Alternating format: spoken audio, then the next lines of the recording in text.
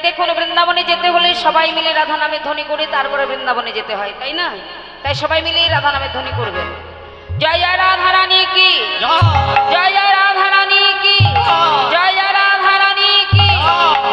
এই রাধা নামে ধ্বনি করে আমরা মধুময় বৃন্দাবনে পৌঁছিয়েছি। আর সাধন করব রাধা গোবিন্দের মাধুর্য লীলা বিষয় মাথুর লীলা, অর্থাৎ রাধারানীর বিরহ দশা।